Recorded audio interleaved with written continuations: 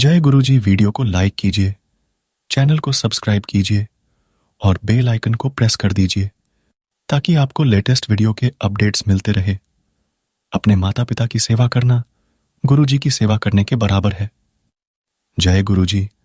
आज जो मैं आपके साथ सत्संग शेयर करने जा रहा हूं वो एस के बहल अंकल जी का है और अंकल जी दिल्ली से है और सत्संग बहुत ही अद्भुत और सुंदर है। और जानेंगे कैसे गुरुजी की कृपा अंकल जी के जीवन में हुई है। ये सारी चीज आज मैं आपके साथ इस सत्संग में साझा करूंगा, इसलिए सब सत्संग के अंत तक बने रहना और सत्संग को बहुत ध्यान से सुनना हो सकता है। इस सत्संग से आपके कई सवालों के जवाब आज आपको मिल जाए। चलिए आज का सत्संग शुरू करें। जय गुरुजी। 1997 से 1998 के बीच में मुझे परिवार सहित गुरुजी से मिलने का सौभाग्य प्राप्त हुआ। यह मेरे एक मित्र के कहने पर संभव हुआ जो गुरुजी के आशीर्वाद प्राप्त करने के पश्चात अत्यंत प्रभावित हुए थे।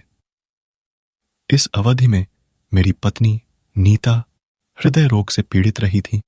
मैं उसे पारिवारिक चिकित्सक के पास ले जा चुका था। उन्होंने ईसीजी और टीएमटी के साथ कुछ अन्य परीक्षण भी करवाने को कहा था। ईसीजी के परिणाम सही नहीं थे। टीएमटी में एक गतिशील पट्टे पर उसे चलना था, किंतु वह उस पर 1 मिनट भी नहीं चल पाई थी। उसका रक्त चाप 200 से ऊपर पहुंच गया था और चिकित्सक ने परीक्षण रोक दिया था। पारिवारिक चिकित्सक को बताने पर उन्होंने स्ट्रेस थैलियम परीक्षण करवाने को कहा। मैंने सीताराम भारतीय चिकित्सालय में परीक्षण के लिए नियुक्ति ले ली थी। स्ट्रेस थैलियम परीक्षण से पूर्व हम गुरुजी से मिले और उनको पत्नी के स्वास्थ्य से अवगत किया। गुरुजी ने बड़े ध्यान से पूरा वृत्तांत सुना और फिर मेरी पत्नी का हाथ पकड़कर उसे बड़ी जोर से झटका दिया। यह करने के पश्चात उन्होंने उसे 3 दिन तक निरंतर वक्ष के बाएं भाग में 14 पान के पत्ते लगाने का परामर्श दिया। मेरी पत्नी को लगा जैसे उसका हाथ अपने जोड़ से निकल आया है, परंतु उसी दिन वह तीव्र पीड़ा जो उसे सदा लगी रहती थी, एम्पायर स्टेट में बैठे हुए ही कम होती लगने लगी। मेरी पत्नी ने गुरुजी के परामर्श के अनुसार पान के पत्ते लगाए। उसी रात्रि को उसे स्वप्न आया कि गुरुजी ने उसके हृदय की शल्य क्रिया करके उसका उपचार कर दिया है। उसने बताया कि उस अवधि में उसे बहुत पसीना आया था और उसके बाद जग गई थी। यह एक अद्भुत अनुभव था। उस शाम को गुरुजी से मिलने पर उन्होंने स्वप्न की ओर संकेत करते हुए कहा, कल्याण हो गया, परंतु हमने गुरुजी को थैलियम परीक्षण के बारे में नहीं बताया था, जिसके लिए सीताराम भारतीय चिकित्सालय से समय भी ले लिया गया था। जब मेरी पत्नी परीक्षण के लिए गई तो सबसे पहले ईसीजी लिया गया जो संतोषजनक था। उसके बाद उसने टीएमटी परीक्षण किया। चिकित्सक आश्चर्यचकित थे कि 9 मिनट तक पट्टे पर चलने के पश्चात भी उसका रक्तचाप सामान्य रहा। उत्सुकतावश उन्होंने मेरे से उसके लक्षणों के बारे में पूछा। जब मैंने उनको बताया कि हृदय की समस्या के कारण निरंतर पीड़ा रहती है, तो उन्होंने आपस में एक दूसरे को विस्मित होकर देखा। उसके बाद हम घर वापस आ गए। तीसरे दिन जब हमें उसके परिणाम मिले तो वह सामान्य सीमाओं में थे और कोई अवरोध नहीं था। उसी समय मुझे गुरुजी से फोन आया कि परिणाम सही है और क्या अब हम संतुष्ट थे। हम बहुत लज्जित हुए। उस समय से मेरी पत्नी को हृदय की कोई समस्या नहीं हुई है। इसी प्रकार के अनेक संस्मरण हैं जिनसे सिद्ध होता है कि गुरुजी महाराज अद्भुत शक्तियों सहित ईश्वर के अवतार हैं। उनमें अपने अनुयायियों के लिए अपार प्रेम और दया है, जिनकी मानसिक और शारीरिक कष्टों से मुक्ति होती रहती है। गुरुजी की शरण प्राप्त कर और प्रतिदिन उनकी कृपा के पात्र बनकर हम अत्यंत भाग्यशाली हैं। जय गुरुजी। आप सबके साथ एक छोटी सी स्टोरी शेयर करते हैं।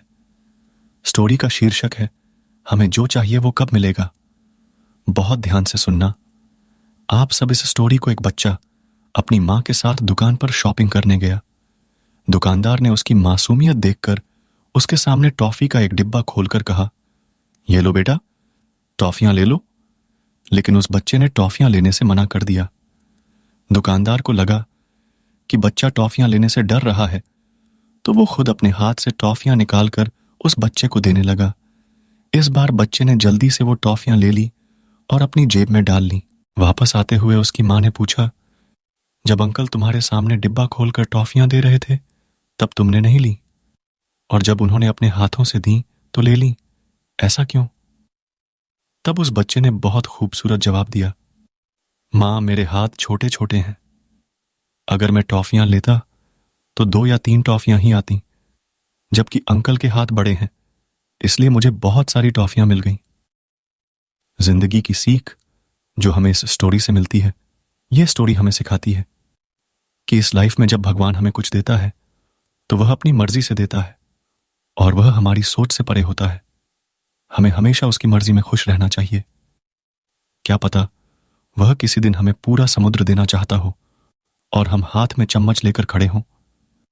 इसलिए अपने कर्मों और ऊपर वाले पर हमेशा भरोसा रखें। सही वक्त आने पर वो आपको भी वो सब कुछ देगा जिसके लायक आप होंगे।